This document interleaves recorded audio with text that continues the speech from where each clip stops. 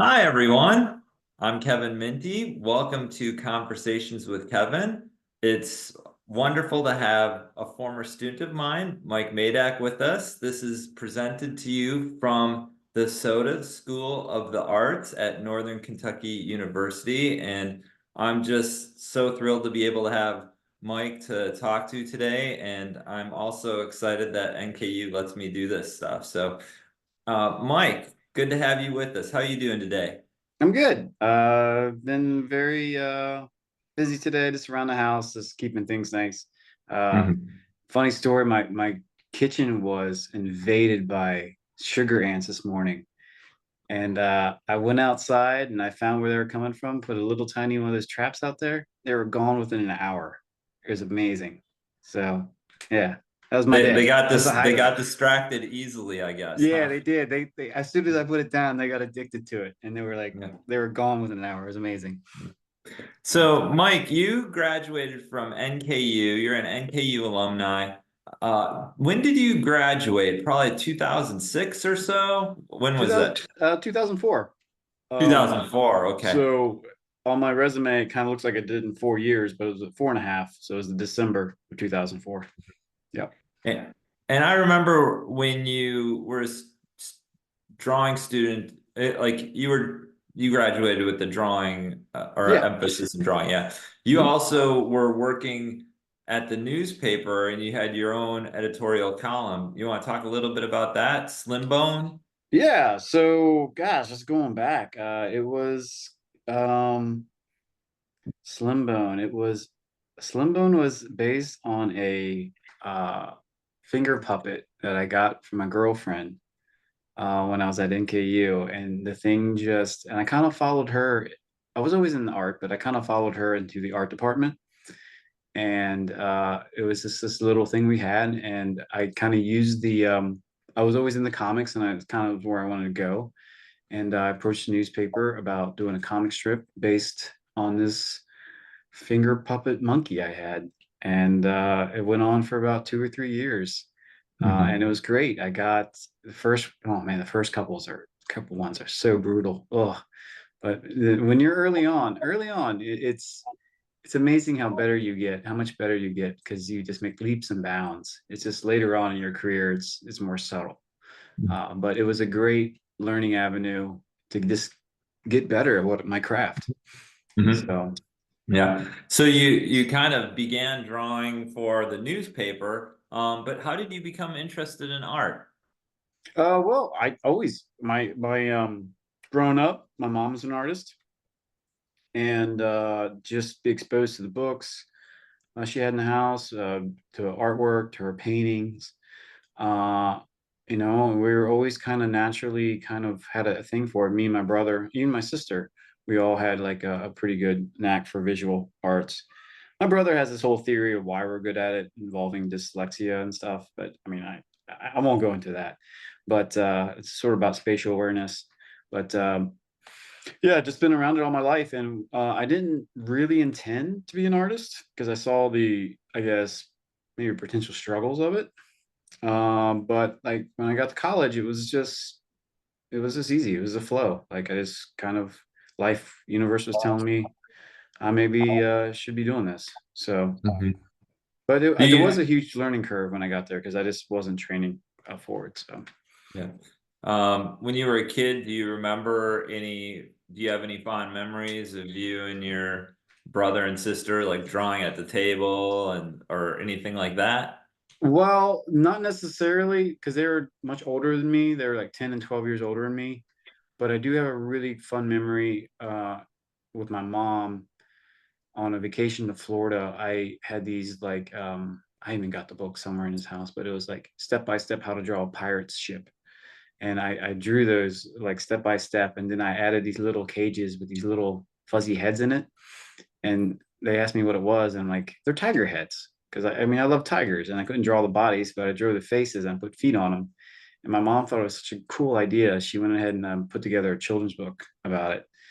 She had a few people lining up to publish it, but it just never happened. But it was a cool memory, like, my mom sort of feeding off some of my little 6-year-old ideas. Oh, that's So, great. That's wonderful. Um, Who are some of your artistic heroes? Artistic heroes. Oh, heroes is such a daunting word. I would say ones that really changed my trajectory and style.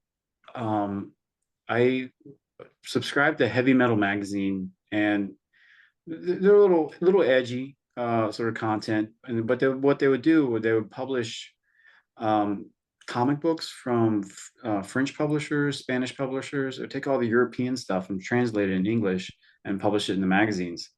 And the style that was coming out from the European stuff, it was so much different than American comics that I was kind of into. I was into like Frank Chow and his like super kind of traditional cartoonist, realistic kind of feel. But then if one particular artist in heavy metal was Alfonso Asperi, and it was just so loose, so energetic.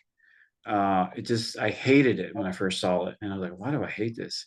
Because I love it, and it just I kind of like loosened up, and this came more.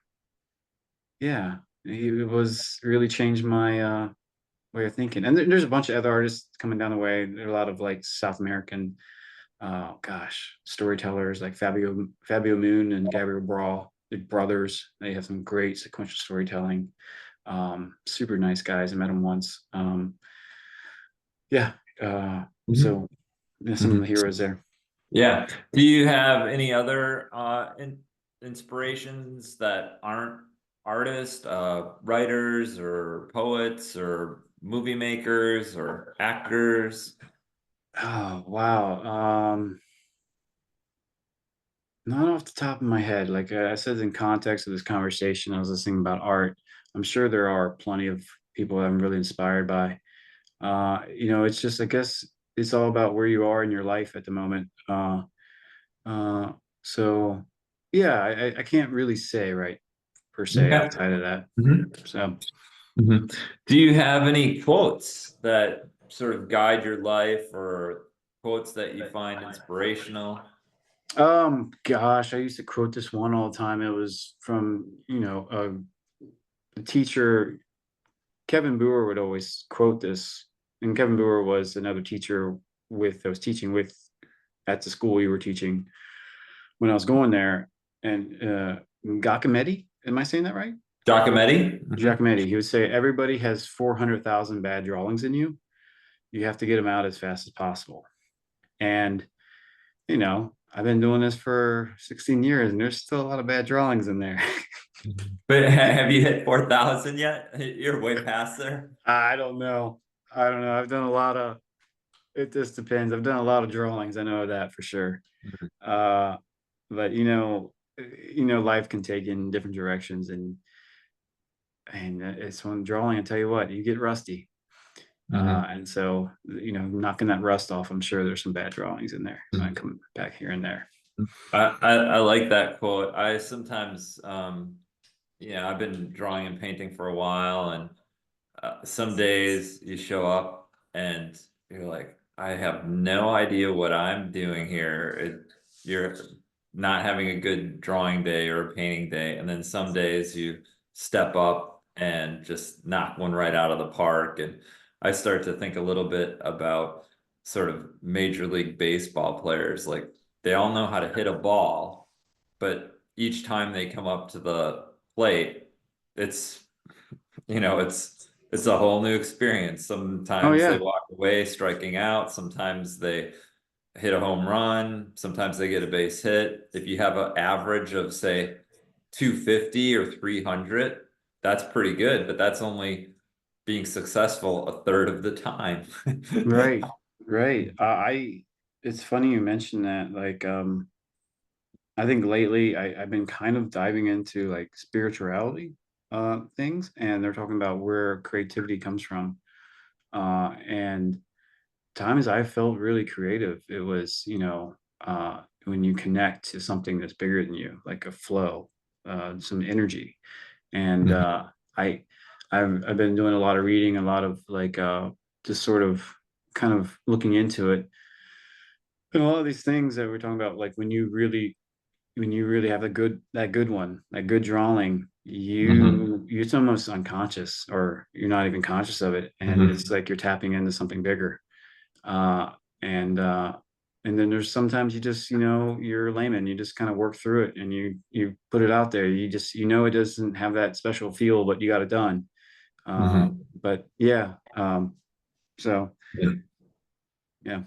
The artist Vincent Desiderio, I was just listening to, he was on a panel discussion, and he mentioned that he's been in that flow state about 4 times, and he's been painting for, I don't know, 40, 50 years.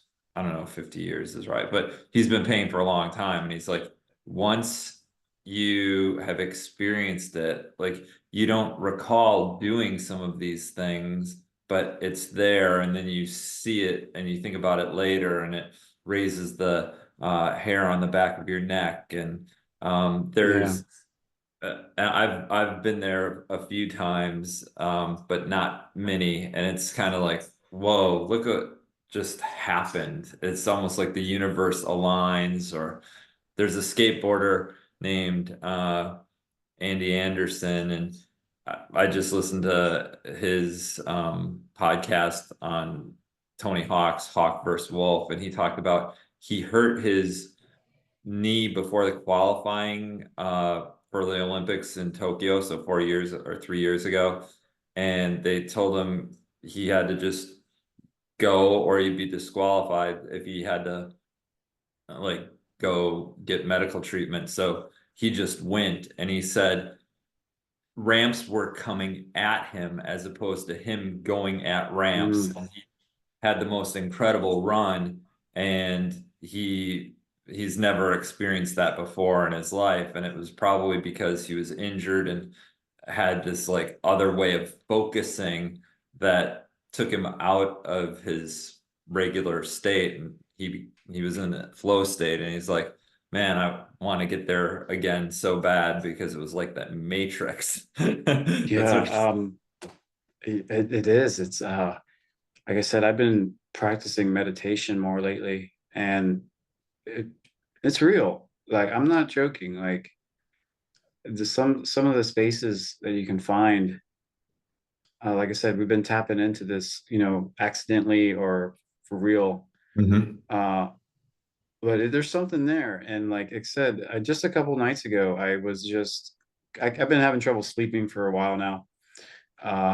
For And so I kind of like, instead of like trying to go back to sleep, I'm like, what can make this more enjoyable? Not being able to sleep. So I just practicing meditating and breathing while I'm awake anyway. And I got this, I hit this area, like something happened where I just connected with something, and I thought about my ego, and that led me into this, like trying to transform it. And then this story just came out of nowhere. And I was like, I had this whole story in my head, because granted, I'm a comic book artist, and I want to create stories and tell stories, and ultimately that's my main goal. But like in 5 or 10 minutes, I had this whole story, and it was gorgeous. It was beautiful. I was crying. I was crying in my bed at 3 or 4 o'clock in the morning, and because it just felt so connective. So um, I Mhm. it was pretty amazing. Um, so, but hopefully, I'll have in a year, I might have something all drawn Uh-huh. up and put out. It's yeah. Yeah. So But the muses or the universe gave you something, and now it's time for you to like time to, mold. Mhm. yeah, Yeah. yeah, Good. bring it to life. What would you like people to know about your art, or what do you want, or what do you sort of do for the world? Why do you think your comics are important, or Well, I think I think every 5 or 6 years for me, I kind of go through a transition, and I'm at a transition point again right now. And 5 or 6 years ago, I was doing a lot of pop culture, a lot of Comic Cons, a lot of like, Spider-Man, things that people know, and did paintings of them and stuff. And I just wasn't really satisfied with it. And at the time, I think it was around the election of 2016. I was deciding which way to go, and I just decided to do escapism. And I'm like, okay, like the real world here is a little too, So I'm gonna just draw whatever I want and create a world and escape into it, and just have a place to go and be away from how Mhm. things are out there, politically or Mhm. whatever's sucking our attention away from being alive, And so I got into just concept drawing, just drawing whatever. I got the book here actually. This is what finally came out of it. Uh, Agna Ray Potts, The Curious Day of Astounding Phenomenal Wonder. I couldn't remember the title for a long time, even though I came up with it. But it was just me drawing whatever I wanted and then putting it into a book and kind of wrapping a little story around it. So it's a non-linear story. Like I said, it's really just sort of a concept book. Um, and But I give little descriptions about the characters and what they do. And so for a while there, what I'm giving to the world was just that sense of escapism. I really enjoyed some of the sense of immersion that you get from video games. Uh, um, some of all the things, basically everything I loved in my life, regurgitated in an original new way. Like the Where's Waldo's books, the cross sections from Star Wars. Um, and so, yeah, it was a lot of fun. Sort of putting that out there, sort of nostalgic. Uh, I think I'm in the transition right now where I love escapism, but I think now I think I want to do something more important. Like I got a nice little package here of a world, but now I want to sort of wrap it in, I don't know, have a message more Mhm. so. Yeah, I mean, I've seen your work displayed around Cincinnati, and I haven't been to any Comic Cons that you've been at, but Yeah. I know that when people have seen your like Marvel superheroes or they've seen your Star Wars figures, you've put like a new twist on it, Hmm. and they're pretty excited about that. And then I've also seen what you've done to Cincinnati architecture, and people are like, "Whoa, I've never seen the music hall drawn like that," or other different buildings around town. And I think you have sort of almost like uh, molded the city into your own sort of unique view. Do you want to talk about any of those Oh aspects? yeah. Oh yeah, it was interesting. I guess transitioning when I first started out of school, I was doing comic books, and one of the things I wasn't good at was backgrounds. And I just focused on backgrounds, and I was like, how do I make this cool? How do I make this cool? And it's like I learned that, if you're going to draw a building, you might as well make it a character too. Make it interesting, make it alive. And so I was getting better at backgrounds and people were responding to it. And then I was like, I think I was teaching at this place called Baker Hunt, and they were having a faculty show. And I was just tired of doing framing up comic book boards and putting them on the page. And people were like, oh, this is kind of cool. So I went to hardware store, got 5 boards, and just, man, I painted those paintings in probably 10 hours, 5 paintings in 10 hours. Fast, furious, just like little cartoon houses with like smoke coming out of it. And I mean, it slammed right through it. Had the show. They all sold off. They all sold out in like a half hour. And I was like, whoa, like this is, I just made more money than I've ever made, like on something I only spent like 5 or 10 hours on. And it was like, this is so much easier. And I started exploring doing paintings of buildings like this, and that led into doing landmarks around town, and people really responded to it. It's And so for about 5 years, again, this 5 year period, I just worked on architectural stuff and focused on, kind of drifted away from comics, just because it was nice to have some money. It felt, uh, you know, there's certain justification, or what's the word for it?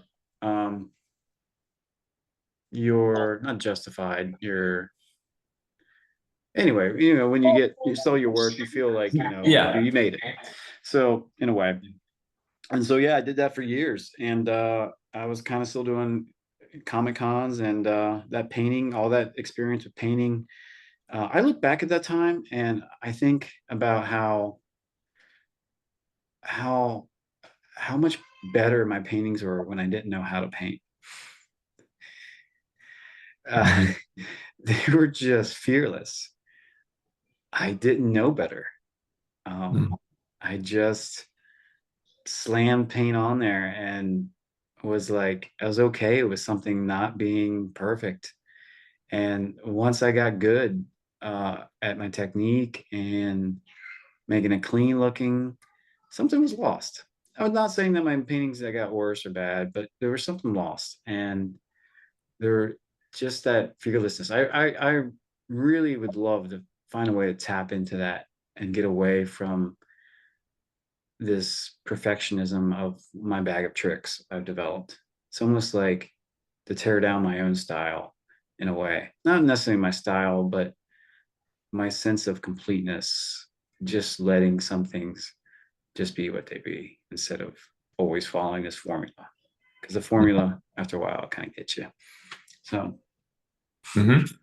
Yeah, I think you find the tool that you need to express what you need to express. And in the possibility of making 5 paintings in 10 hours or whatever your rationale was, you didn't have time to like have a style. It was important to get those paintings done. And so you can't necessarily, I don't say you can't rush style. You basically, the most important thing was getting the things done. And in that, your voice came through. And I think that was the tool. It was like, I gotta mhm. find a way to do this. And that became the way that the paintings were made. And maybe you should not give yourself as much time to do other, but you're always like, because I'm totally guilty of this as well. Ooh, I gotta refine this or I gotta tighten this up. But Yeah. there's that ability to do something when you don't exactly know how to do it and you're just going for it. Maybe the heart is stronger in those pieces, and that says something as opposed to technically refined and perfectly and skillfully crafted. Sometimes the heart has something to say about things. Hmm. I, yeah, I don't have anything to add to that. That's perfect. So, yeah. Like Van Gogh. Oh, I think Van Gogh, don't get me started. Oh boy. Yeah. the last 2 months of his life, he was making a painting or two a day. I mean, like you're not going to be able to like get that nose right, or I mean, I think he did a pretty good job on things, but like it's not about getting things perfect. It's about, having some sort of emotional reaction to something. Hmm. And those are the things that we're always trying to weigh. Yeah. Yeah. Yeah. Hmm. Definitely. It's Hmm. something to think about on my next project. See if I Hmm. can get some of that energy. Yeah. Hmm. So let's talk about the energy in your studio. Could you tell us how you like to work, or you go to a lot of booths? I mean, you go to a lot of art fairs and comic cons. Do you have a certain way you like to set up your booth? Like where do Oh, you get your energy from in terms of both making your art and also displaying your art? well, I just moved into a new house and sort of figuring out how I like to work in it. Uh, the basement was really nice, and so I set up the studio down there, and I got my sort of workspace, but it's still a basement. And so I found myself just putting an art board, taping my drawings onto the art board and going up to the couch where there's actually real windows and real sunlight and just hanging out on the couch, drawing with like a TV in the background. Um, I think in previous places, I always like loft spaces, like that are higher up, a lot of light, uh, just to feel sort of, I don't know. I think I do like the loft type of studio feel for a lot. Place I'm in now doesn't quite have that.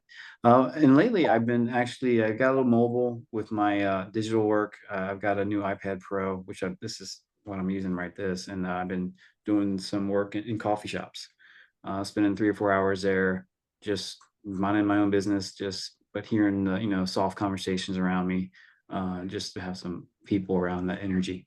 Um, so as far as paintings, I haven't done a lot of paintings lately. But I'm not sure how I would do that in this house. Haven't really thought about it yet. Just mainly drawings and digital work. But yeah, I think I do like real sunlight versus this basement. As far as my booth setups, I've kind of changed it a little bit. Recently, I did Summer Fair, which was a local art fair here, and the guy who won first place at the show, he won first place in digital and first place, and his name is Alex. I forgot his last name. Cardboard Hero or something. He had a really nice setup, and it was just super simple. Big walls, big pieces, everything easy to look at, and then he had one simple bin with the prints. Like so, and before, my setup was I had like I over the years, 16 years of this, it's like I've had a little bit of this, a little bit of that, a little bit of this all over the place. And I was just a collection, it was like a corner store. And I was like, man, this is so much better. And so after that show, I ordered more panels, and I'm like, I'm gonna redo my layout. And then the very next weekend I was in Columbus, and I just did a cleaner layout, just bigger pieces, uh, showing the work, and then a smaller table, just packed with prints that people can thumb through. And it was just so much better, so much more life to it, more I could breathe more, and such a better space. So Mhm. When you're at those booths, do you draw when people are not talking to you, or are you trying to really kind of get people to come into your booth, or or oh, does it matter depending on the traffic that you're getting, or could you talk about a regular booth experience or some bad booth experiences and some good booth experiences? there's no bad booth experiences. It just depends on how you want to approach the situation. So, I mean, if you're not busy, you got time to draw, right? That's great. Mhm. And get some stuff done. If you're busy, you get to talk to people all day. If it's raining, oh well, it's raining. It's raining for everybody. Um, it's just, and this is not an outlook I've had all the time. It's just recently I've kind of established this. It's just like if you're going to be somewhere, you might as well enjoy it. And so, would you rather enjoy it or not have a good time? And so, recently, it was funny you say that because I just did a market out at the Music Hall, Not City Flea, and I set up my booth. I went with the grid wall this time just because it was a 1 day setup, set up and tear down the same day. So I try to keep it simple. And I got out there early in the morning. And I got my stuff out into the grass. And the grass was super dewy. And I was like, oh, and the water just seeped into my socks. And I was like, oh man, this is not, I mean, I'm trying to keep positive here, but I do not like wet socks. And I'm going to be out here all day in wet socks. And so I was like, nope. I like took off my shoes, took off my socks, and I was barefoot in my booth all day, and just enjoying myself. Just had my feet out. And as far as when it was slow, like I said, I've been practicing meditation lately, and I was like, it's a chance to feel the space around me and just be still. And so that was a nice opportunity. And again, I love talking to people. Um, it's just a way to connect. I mean, the artwork is sort of the bridge, but if the conversation goes anywhere, I'll talk about anything. Because most of the time I'm working by myself, and it's a chance to be social. And I love doing shows. I mean, it's a lot of work, but again, it's a chance to be around people. And again, Mhm. the same thing when I used to teach at Cincinnati State for a long time. And I had to take time off because I'd get kind of burnt out, sort of on and off. But I enjoyed teaching too on the same level because it was just a chance to be around some people that are interested in the same stuff you're interested in. And yeah. Cool.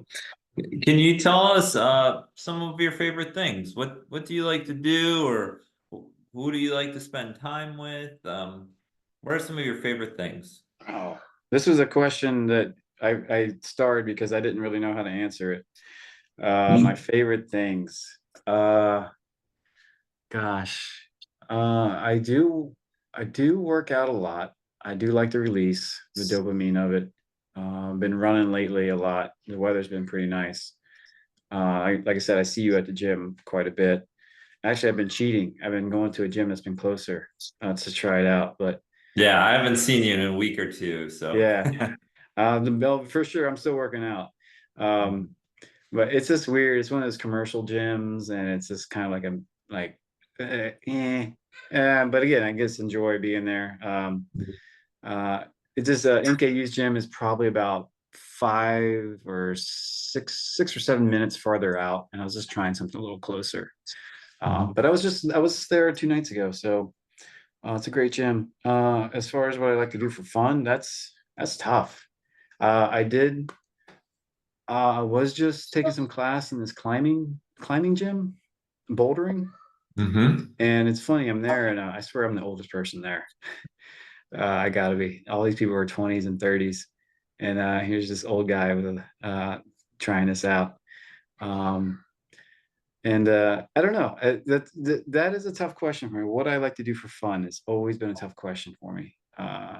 It's I guess it's been pointed out to me I need to have more fun, and yeah, what that is, I'm still working on it.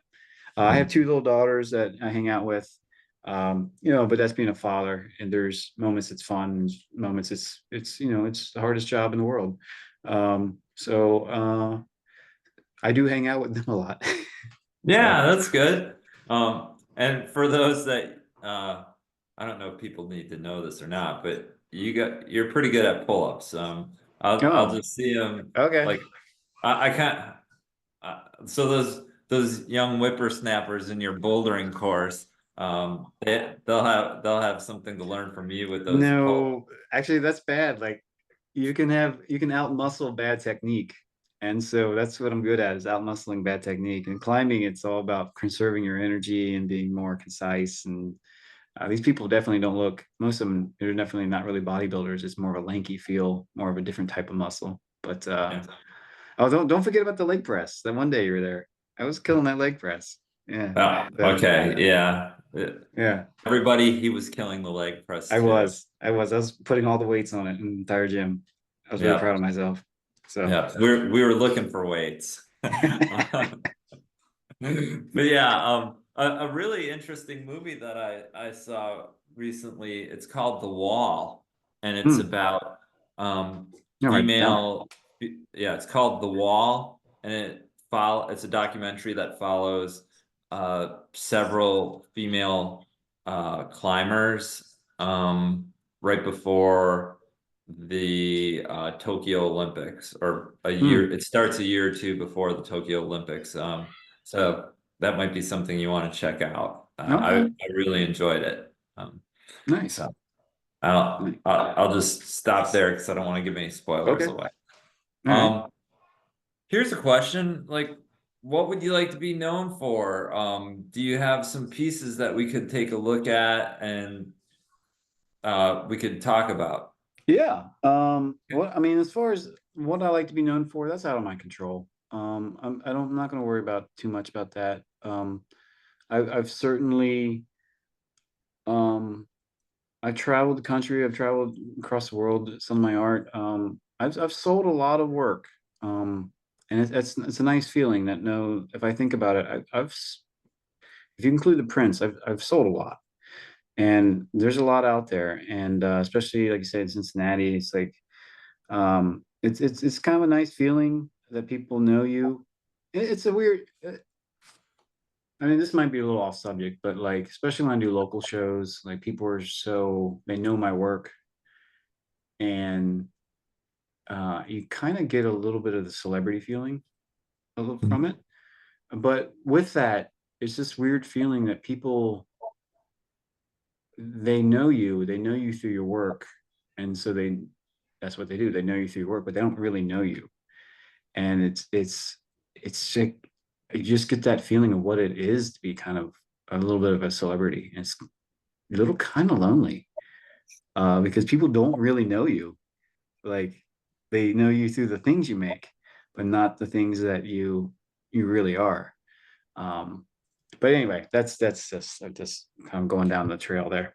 As far as work that I kind of picked out, as far as I think is really good ones that I'm really proud of that are pivotal. I can show you some, and Yeah. we can go through that. Let me stop the computer for a sec, and then we'll have some stuff loaded up for our viewers. So hold on one sec. And all right, tell us what we're looking at. So this is one of my paintings. I think it's from 2009, so it's pretty old. But like I said, this was back. This is some of the paintings that when I was painting, I didn't really know what I was doing. And with that comes some pretty cool things that happen. Like, this was Mother of God Church. My studio was just that second level of the purple building. And this is the second time I painted this building. And I really, it's one of the earlier ones where I did the panel format. And I just fell in love with the panel because it's just an interesting format to try to create some interesting designs in. You got to really um, just focus in, and there's so much space to work with. But I just love the verticalness of it, like how these steeples, I just pulled them up through the sky, and they're so slender. The church is really not like this, but it was just a chance to really push it. And say right there is the second floor is where my studio was. Mhm. And this is where I kind of lived in my place of residence for a long time. Mhm. And yeah, it's one of my earlier paintings that, oops, Mhm. what happened? Yeah, I don't know. All right, cat visitor. But I think that the spires really do, like, you do the spires justice. My neighbor goes to that church, and I think that if he saw it, he would recognize it instantly.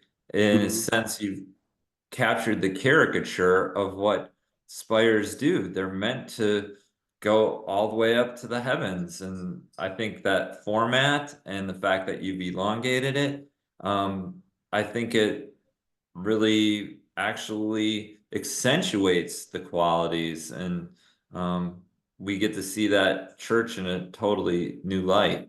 Mhm. Yeah, I I love that. That's a uh great interpretation of it. Yeah, I don't know if I was exactly thinking about that when I was doing it, but yeah, there we go. What happened? Ah, cat. All All right, right. let's take a look at another one that you want to show Okay. us. Let's see what I got here. Let's do a pop culture one. You said we're doing three or four of them? Yeah. Okay. This one.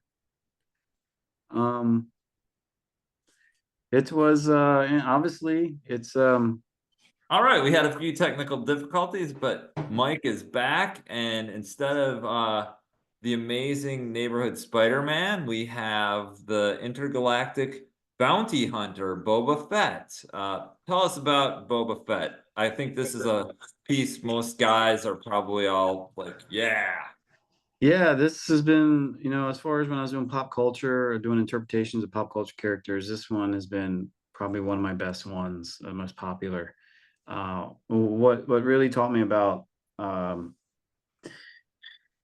is Boba Fett was interesting because it's for the longest time nobody knew anything about him. All right. And so he was cool looking and his story was wide open. And so people could really latch onto it and make him their own. He has this a cool look.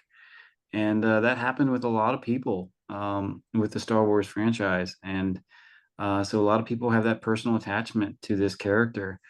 And so when I did the painting, it's like, man, I had to really make this rock. And I did the sketch, and I think this was probably maybe my seventh or eighth pop culture painting, so it wasn't really my first one. I think my first one was, what was my first one? I think it was like Doctor Doom or something. But so this was a little bit into it. Um, and it was just it's a fun pose. Like again, that panel format, trying to make it work.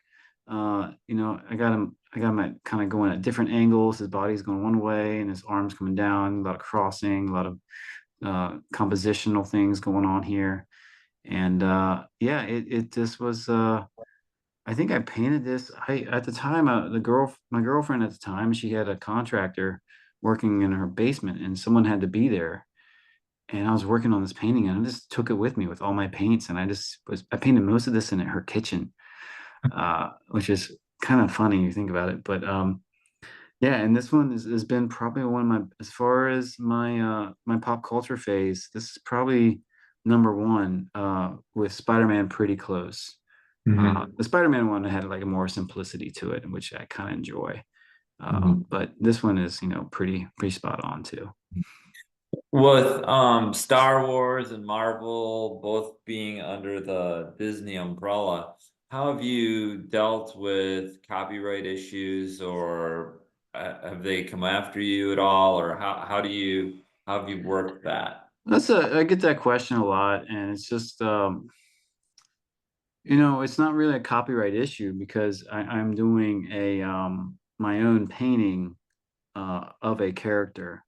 Now, certainly it's an IP issue, and if they wanted to address it as an IP issue, um, there's all kinds of avenues. Like I could say, like, it's not, what's that, what, parody, or it's some sort of artistic. It gets kind of murky. So when you actually copyright is when you take something that they paid to get made and you're trying to resell it. This is, I made it myself. No, certainly if they came after me, I'm not gonna like resist it or anything. I'm like, okay, well, whatever. But they also would have to show that they would be doing that, industry wide. They can't just discriminate and go after just one person. They'd have to show that they're doing that to everybody. Um, I mean, and granted, I'm not a lawyer, but like I said, I've done this a long time, and the only time you do really hear about people getting in trouble if they're super famous and they're doing it, that kind of is an issue. Or I'm just, I'm not that famous uh, enough to draw attention too much. Um, but also, it's as long as you're not actually taking covers and trying to resell it, that's typically Yeah. what happens. Or making several prints, like if you make one-offs, they seem to be more. Yeah, yeah, you don't want to be advertising that you're selling like a ton of prints or anything like that. You want to kind of keep that kind of your quantity, like kind of, you prefer to keep it a mystery, I guess. You don't want to get too much attention that way. So Okay. for sure. Let's see one or two more things. Okay, let's see what we got here.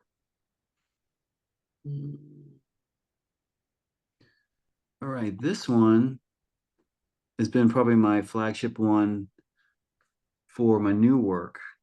Mm-hmm. Um, that's funny. Whoa, what happened? It's weird. Ah, put that to the side. Let's get rid of this. Delete. Why is it dark for you? The background's dark, but okay, now it's white. Tell us, this is a story that you've been working on now, right? Or you worked on it, it's a book, and you're pretty proud of this one? Yeah, this was like I said, when I started in 2016, I started just drawing a lot of environments, a lot of characters, and this was an early environment that I drew based on a lot of different games I was playing or a lot of things that inspired me. And it's been probably the one most popular one of the images that are from my book. Now I'll take the illustrations from my book and I'll sell them as prints, and I'll put them out there.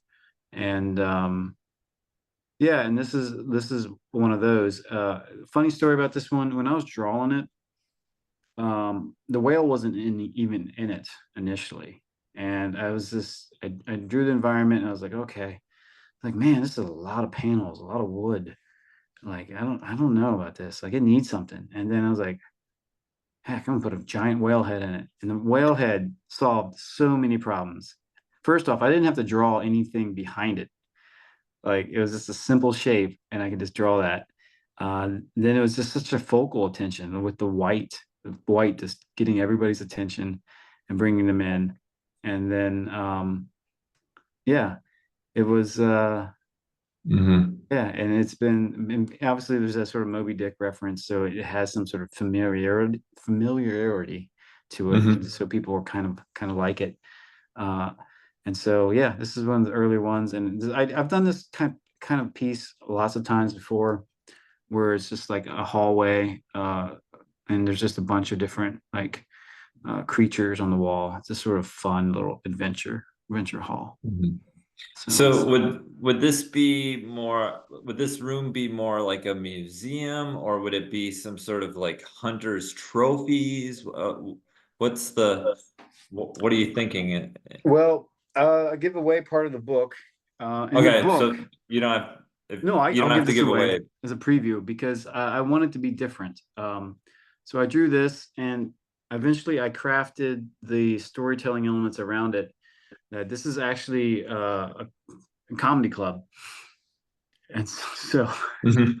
uh, the heads are actually alive. And when people Oh, perform or do performances, they cheer, they jeer, they applaud. Uh, so they're actually part of the audience themselves. oh, Um, nice. and so um, yeah, that was my twist in the book. Uh, Hmm. and I always imagined that the whale would come alive and eat people if they weren't really good enough. Uh, so, but yeah, but Hmm. then again, like I said, these images they stand on their own. They just Hmm. necessarily don't need a story to go along with it either. So, Hmm.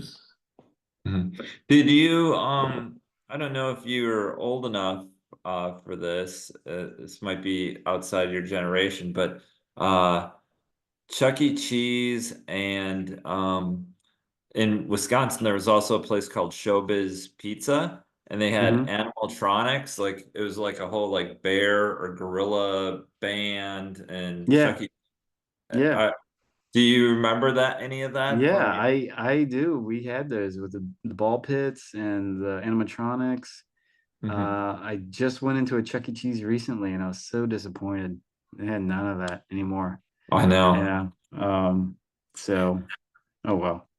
Well, Yeah, but yeah. yeah, kids these days. Well, they don't know what they're missing, right? They got the Yeah. internet. They got everything, right? Mhm. So Yeah. Let's look at one more. Thanks for one more. sharing this one. I really like that image a lot. Okay. Um, so this one, well, I don't know if I'm ever finish this, and this might be what it is. Um, Whoa. it was a drawing that started off not this big, and then it just kept on going. Uh, and what's so cool about this, there's multiple vanishing points, and instead of like there being one scene, uh, from a perspective point, it's you turn your head to the right and you turn your head to the left while you're still in the image, and then the world comes alive around you. Um, I don't even can't even say I was technically doing this, but I've just been doing perspective pieces so long, it just felt natural to do some of the things that I did. So initially, this was the interior.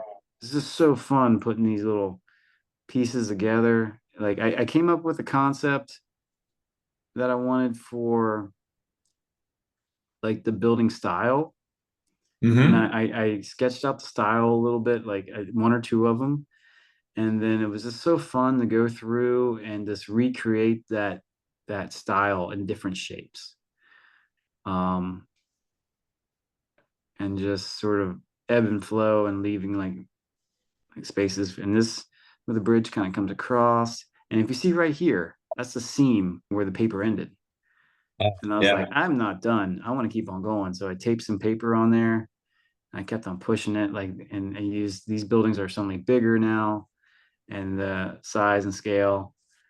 We go down here, go down around. You see these buildings here, up around, and the trail. I just love like creating these little trails for you to move around visually. On the back, there's just like I don't know, there's this monument kind of thing. So it's got a background, there's foreground, there's even more background. Mm-hmm. Uh, yeah. And this trail that kind of cuts off here and eventually, mind's eye connects it down here. Mm-hmm. Uh, just a lot of fun. And my plan was to ink it and color it. Gosh, I I may hire someone now that it's just too much. I'm ready to move on to the next project. Um, this is for what it is. This is what it is. This is what it's going to stay as. And people really want to see it finished, but uh, I don't know. It's just so much work. It drawing wise, it only took about 2.5 weeks, uh, which because I was just feeling it. I was just every day I was excited about working on it. Mm-hmm. But the finish it, it's doesn't feel as fun. So, Mm-hmm. but yeah, this is probably one of the best Yeah. drawings I've ever done for sure. Mhm. It's impressive. It reminds me a little bit, it has qualities of like uh Peter Bruegel's The Flight of Icarus, where there's all this activity going on, and then you just see Icarus like landing in the water after he's fallen from flying too high. Or it also reminds me of like Hieronymus Bosch's Garden of Earthly Delights, and instead of having all of these people doing all of these crazy things, we just have all of this architecture um and then Hieronymus Bosch's hometown is like canal based, and there's rivers going through the whole town, and it feels really medieval. So there's a lot of interesting things about this. Yeah, Mhm. I actually just wrote down Hieronymus Bosch because I'm not familiar, so I'm gonna look that up. Oh, well, some of your characters, you'll if you look at his paintings, they're pretty um I mean, they're pretty surreal descriptions of what he thinks hell, or the people that the demons that would be in hell. And he's coming up with this right out, like he's Northern Renaissance, uh like late medieval. It you're gonna have a fun time looking at his characters with the characters that you've made, and I hope to see some adaptations to some of your characters with a Bosch twist to them. Yeah, go check it out. I'm excited. No, Yeah. All right. Thank you for, I think this was a great one to sort of end with in terms of looking at your art. okay. Um, Do you have any favorite teachers that guided you on your way in terms of like telling you how to sell your art, or how to go out there and make your art, or just how to think about things? Oh man, this is a tough question. I'm in a tough spot. With you being my teacher. You do So not have, yeah. I do not, you do not have to use me. I'm not interested in that. But I'm just, I want to know, if there's been people along the way that have given you advice that you could share with our viewers.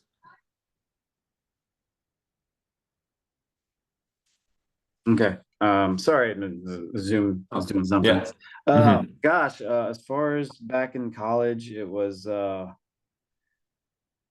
again, I'll give you're my painting teacher, and a lot of things when I started painting, I leaned heavy on the stuff that you taught me because I didn't know a lot, and I leaned heavy and I learned a lot in that class. But as far as when I was there, I was a drawing. I was a drawing emphasis, and the teacher there was Kevin Brewer, and I just really resonated with Kevin a lot. A lot of people Kevin rubbed the wrong way a lot, but I kind of realized the older I am is just Kevin would he was just willing to be vulnerable when he talked to people, Hmm. and that either made you comfortable with him or you were not comfortable Hmm. because you kind of maybe had to be vulnerable back. And he was all about process, not necessarily. I don't know if I learned a lot about drawing in his class, but it was a mindset. He was this New Yorker that was living in Kentucky, and he was brash, he was in your face, and he was all about uh, just going and getting it. And I applauded him for being my teacher, but he's just said he just got out of my way, um, which I really appreciated. Was Mark Twain had a quote that said, "Don't let school get in the way of your education," and Kevin was all about that. Brewer, and today we're still he's the godfather of my oldest kid. Him and his wife are, and I still see him. I saw him a couple weeks ago. He's the same age as my dad, which is it's interesting because it's like him and my dad, coming from the same year, just about two months apart, very different personalities. And it's not that he was a patriarchal figure, but it kind of was because he was my same age as my dad, and it was just a totally different uh, different person. And Mhm. no, it was just he's a really good friend. Yeah. Good, good. Yeah. I think some of the things you would say to students would kind of blow their minds. Like, if you really want this, you have to be this crazy about it. You have to work. Now I'm going to quote Alex Katz. Like, if you work 6 days a week for 12 hours a day for 6 years, then you can start to think about being an artist. Um, Hmm. and it's like, a lot of people that will just shut people down right away. But Kevin Boer was always of the mindset, like, if you want this, you're gonna have to really work for it. And I think guys like you stepped up to that challenge. And it's like, you can't make it as an artist if you're not doing the work. And so you've put in your time. Hmm. Yeah, Yeah. it's I almost feel bad when you say that because it's like I have put my time and financially I do lean on a lot of the older stuff that I've done. But it does get a little it's different when you have children and a family and they're pulling for your attention. It's a different thing now. Like that hunger, you got to be careful with it because you got other people depending on you. And Mhm. that's been one of the hardest things. The hardest things of my life is balancing my family with my work because it feels like the artist in me, he is, if I let him go, he is ruthless and he would work all the time. And trying to balance that out with a family life and having, you know, trying to raise kids and, try to teach them how to, get through this world has been probably as an artist the most difficult thing I've gone through. So, um, but yeah, I totally agree that, you got to put in the work. And I've been fortunate enough for years to put in that work and have a lot of work to lean on and to support myself financially. But going forward, it's just, you just have to accept, you get what you can get done and do your best. So Well, I want to thank you for all of these tidbits of knowledge and giving us a little bit about your life. Are there any people that you want to thank before we finish our conversation? no, I want to thank you for having me here. It was we talked about it all summer and it was like it was a cool, really cool thing. And I remember you gave me the questions ahead of time, so I would be prepared. And in my mind, I'm like, I don't want to be prepared. I just want you to ask him, and I'll just ask. Uh, yeah, I'll just. So I honestly, I probably only looked at him like 10 minutes before our interview. So that's I fine. like to be more present. I think when we do these, but Mhm. yeah, but yeah, I really appreciate you doing this. This was fun. I hopefully I actually might watch this because I had such a good time. So uh Yeah, well, I hope you do, and I hope you tell some of your fans that we're gonna have this out. It's gonna take me a while to figure out how to do some of the editing and things. We had our technical guy, he left NKU. We have a new guy. He doesn't even know that this might be something that's going to be on his plate. I don't want to put it on his plate, so I might try to figure out how to do it. And but I'll tell you when it comes out, and then the world will be able to know more about Mr. Mike Maydak, and Okay. I think that will be a good thing. All right. Awesome, Kevin. All Appreciate right, it. man. Thank you very All right. much, Thank you. Mike. Have a good day. Yeah, you too. Bye. Bye bye.